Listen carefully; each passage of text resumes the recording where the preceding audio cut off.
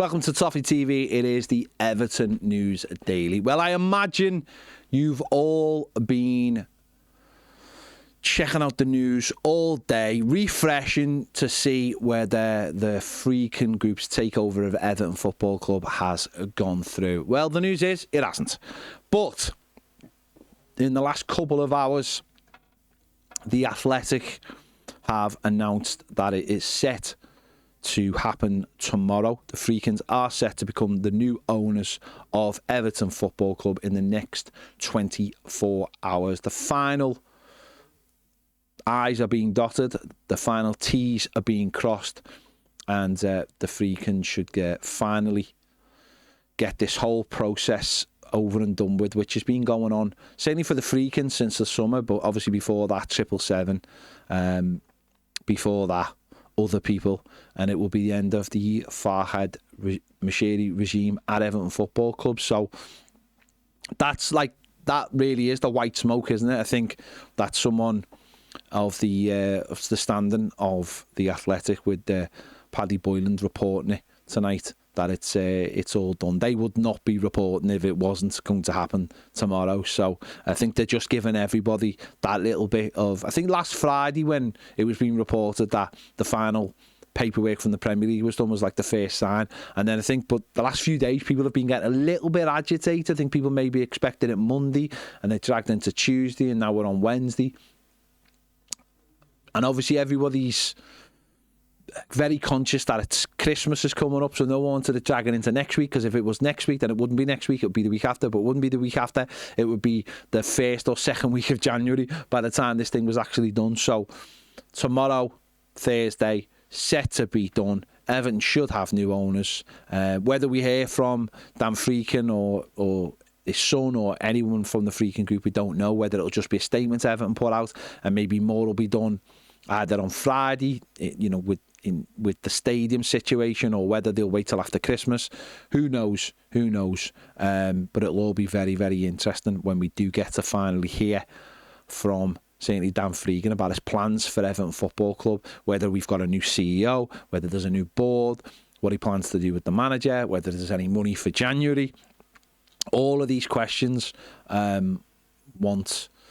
or certainly the fans want answers to these questions. So it'd be great to hear about this stuff sooner rather than later. So obviously we will have all the latest on this tomorrow. We'll be live on YouTube at 1 o'clock. Hopefully with some of this news to report. We'll wait and see. Everton squad has been at Alder Hey today doing their yearly visit for Christmas. All the squad visited and handed out toys, and it's an annual tradition. Obviously Everton and Liverpool both do it. We'll probably go down to Clare House, Zoe's place, and it's obviously always fantastic to see. It's always fantastic to see the players out and about looking after the sick kids. Not actually looking after them. I mean, that would be a little bit of a step too far.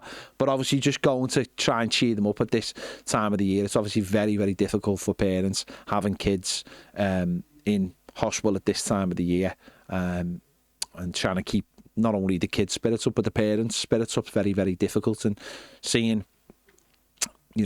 Premier League footballers that they idolise, or even if they don't idolise, just the fact that I'm sure if you're a young kid and you're a Liverpool fan, but you see the likes of Jordan Pickford roll up, I'm sure you can have a bit of a laugh with them as well. So fantastic to see them down there today at Alder Hey. And obviously Alder Hey is such a brilliant hospital and one of the leading hospitals in not only this country but the world, I think, for looking after kids. So it is a very, very important annual visit, and it's been done today.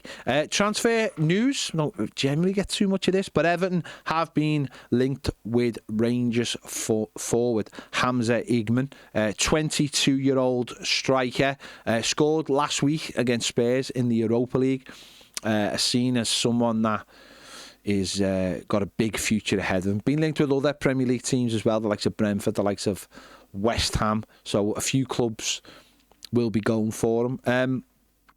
Everton at the moment are highly stocked in the centre forward position. We've got 4 of them as it stands right now. But obviously with the potential of Dominic Calvert-Lewin leaving maybe in January, but certainly at the end of the season. Beto possibly going back to Italy. Brozier only on loan. That situation could turn around really, really quickly, and Everton could maybe just be left with Schmidt. Who knows? We'll wait and see. So Everton will be looking for that young talent, the next players who are on the ladder to take that next step up, but obviously have something about them that they could quite possibly be sold on again. They're the kind of players that Everton obviously been looking at in the last few years, and will continue to look at those players with young, good players with a sell-on value. So we'll wait to see if anything comes of that. The transfer window is open in less than 2 weeks, so things might start happening for Everton Football Club. Who knows? We'll wait and see. There you go. Tomorrow could be a massive day, as I said, for Everton Football Club. Make sure you join us. We'll be going live as soon as we can do, to be honest, tomorrow when the news breaks. So make sure you keep an eye on those notifications. Make sure you're subscribed. Make sure you click the bell so you get those notifications. Or join us over on Toffee TV Premier, where we do exclusive videos as well. The link is in the description. QR codes come on the screen now. See you later.